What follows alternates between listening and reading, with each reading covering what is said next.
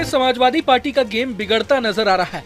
महाविकास अघाड़ी में न तो अखिलेश को जगह मिलती दिख रही है और न तो 37 सांसदों वाली पार्टी को कोई तवज्जो दे रहा है।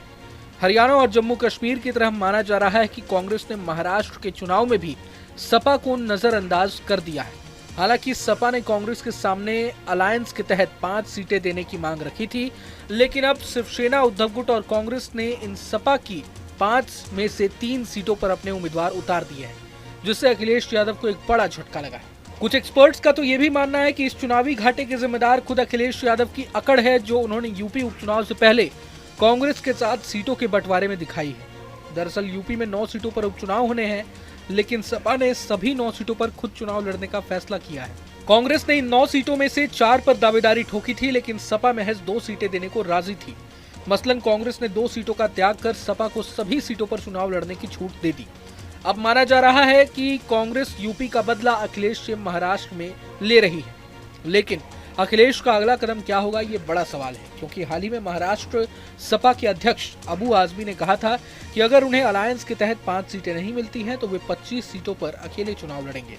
सीट बंटवारे को लेकर घमासान के बीच सपा मुखिया अखिलेश यादव का भी बयान सामने आया है।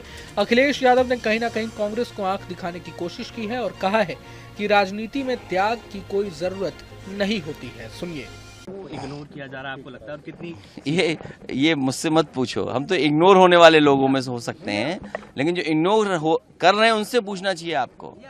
तो कितनी सीटों पर सर लड़ने का फैसला? देखिए, समाजवादी पार्टी के प्रदेश अध्यक्ष तय करेंगे। जहां संगठन होगा और पहले कोशिश करेंगे कि हम लोग गठबंधन में रहें। अगर वो गठबंधन में नहीं रखना चाहते हैं तो वहीं पर लड़ेंगे जहां पर हमारी पार्टी को वोट मिलेगा, या संगठन है जो पहले से काम करते हैं वहीं पर लड़ेंगे, जिससे कि गठबंधन का नुकसान नहीं हो। लेकिन राजनीति में ये समझना चाहिए, त्याग की कोई जगह नहीं है। 25 सीटों राजनीति में त्याग की कोई जगह नहीं है। क्या 25 सीटों पर फैसला होगा? नहीं, राजनीति में त्याग की कोई जगह नहीं है। बता दें कि अबू आजमी ने एमवीए से महाराष्ट्र में 5 सीटें देने की मांग की थी। इनमें धुले सिटी, भिवंडी पूर्व, मानखुर्द, भिवंडी पश्चिम और मालेगांव सेंट्रल सीटें मांगी गई थी।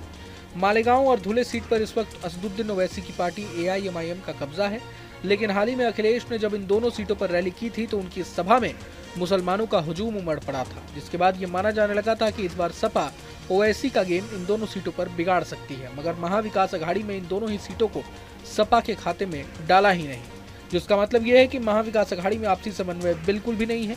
जानकारी के लिए बता दें कि भिवंडी वेस्ट से कांग्रेस ने दयानंद चोरघे को टिकट दिया है। भिवंडी ईस्ट से शिवसेना ने अनिल गोटे को उतारा है, तो वहीं मालेगांव से कांग्रेस ने एजाज बेग को टिकट दिया है। ये तो साफ है कि अखिलेश यादव हरियाणा वाली गलती नहीं दोहराना चाहते थे, जहां वे इंतजार करते रह गए और कांग्रेस ने उनके लिए एक भी सीट नहीं छोड़ी।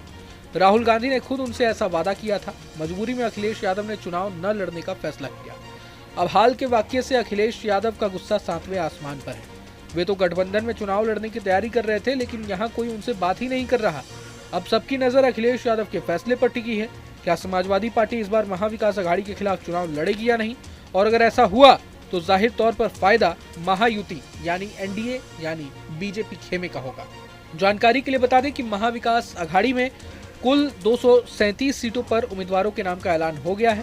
कांग्रेस ने 87, NCP शरद गुट ने 60, तो वहीं शिवसेना उद्धव गुट ने 83 सीटों के लिए लिस्ट जारी कर दी है। बात करें महायुति यानी NDA खेमे की, तो बीजेपी ने अब तक 2 लिस्टों में 121 कैंडिडेट्स के नामों का ऐलान किया है। शिवसेना शिंदे गुट ने 35, तो वहीं NCP अजित पवार गुट ने 49 सीटों पर कैंडिडेट्स का नाम ऐलान कर दिया है। 20 नवंबर को महाराष्ट्र की 288 सीटों पर वोटिंग होनी है। अब जनता इस बार के चुनाव में किसकी साइड रहती है, ये देखना दिलचस्प होने वाला है। बहरहाल पूरे मसले को लेकर आप क्या सोचते हैं, हमें कमेंट बॉक्स में जरूर बताएं। अगर आपको ये वीडियो पसंद आया तो लाइक करें और चैनल को सब्सक्राइब करें। वहीं तमाम बड़ी खबरों के लिए देखते रहें